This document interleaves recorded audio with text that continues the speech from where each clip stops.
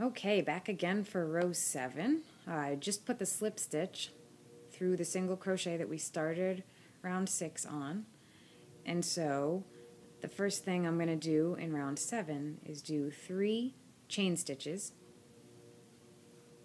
which will 1, 2, 3, and that's going to be our first double crochet, because 3 chain stitches always equals a double crochet. And then we're going to start double crocheting away. So, since these chain stitches are more to the right than the left, I'm not sure if I do these things right or not, but I probably am not doing it quite right because I've got lots of fronts and backs all over the place. But I'm going to flip it around and start on the left-hand side here. And so what we're going to do is 4 double crochets in the short chains and 5 double crochets in the longer chains. And then in the corners we're going to do something like we did with the petal. We're going to do 3 double crochets, a chain stitch, and then 3 double crochets, and then start again with our double crochets of 5 and 4.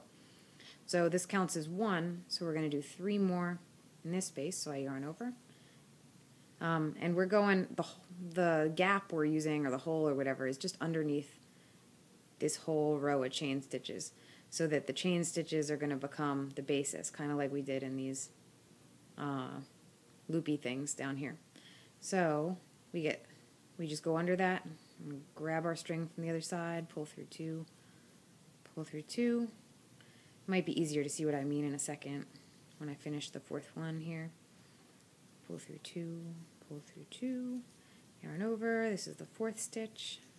Pull through 2, and these are all going to be double crochets. So, I mean, the stitching gets pretty boring at this point, but so if you see, we've got 4 double crochets there, and then we're just going to switch to the next ring. Absolutely no chain stitch, just start double crocheting in the next gap. And this will look a little bit better once we get a couple stitches in. It comes together, you can barely see the gap. 1, kind of try to move it to the right. 2, move it to the right. 3,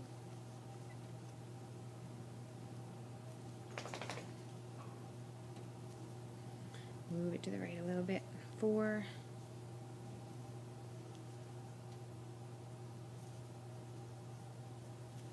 and 5.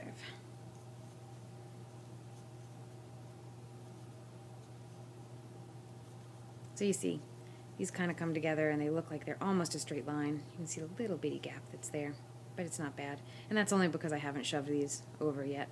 When I finish this whole round, I'll kind of move them around so they're a little bit more even. So now we're at the first corner, and we have this little loop of 3 that we put in there, and that's going to become the gap where we draw our new thread, or second thread through. So we yarn over 1, we go underneath that loop of 3, grab the string from the other side, pull it through, yarn over, pull through 2, pull through 2. If you're still with me on this, you probably are getting the hang of what I'm doing here. So we're going to do the same thing. A second double crochet. That's 2. And then a 3rd one. Trying to keep those as far to the right as we can, just so we have the space. So that was 3. And then we're going to do 1 chain stitch for the corner. And then we're going to do 3 more down the other side of this loopy thing. 1,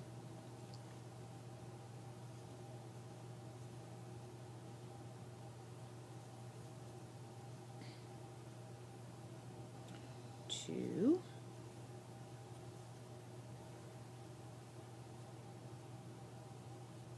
and there's that. 3 chain stitches. So, I mean, well, it looks a little weird because I did shove these all the way over to the right.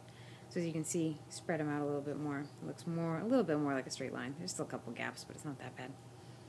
And then we're going to continue what we just did over here with 5 double crochets and then 4 double crochets. No chain stitches except for the one in the corner. So it's just going to be a continuous double crochet.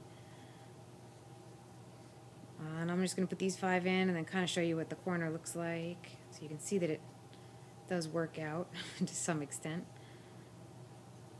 2,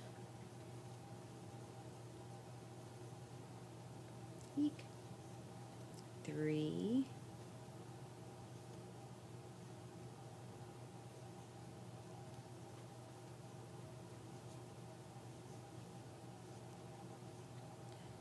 4,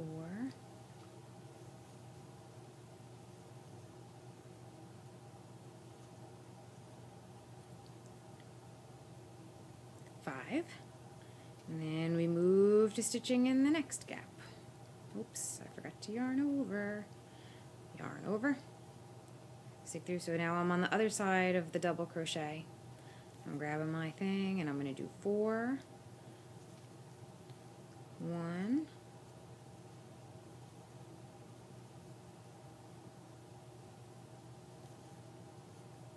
2, I lost it, pull it out,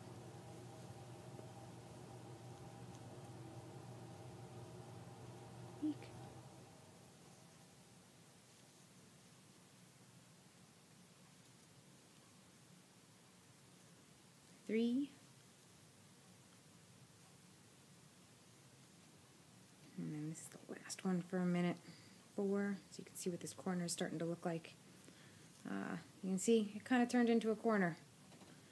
So we got, once I move these around, spread them out a little bit, it's looking more and more like a corner should. Let's see. Well, who knows? Maybe if I touch the black, there we go. It did get too light. Okay, well, it's starting to look more and more like a corner should. And so we're just going to continue on doing 4, 5, and then 3 chain, 3, 4, 5, 4, 4, 5, until we get all the way back around to where we started, and then I will pick up the video. Good luck.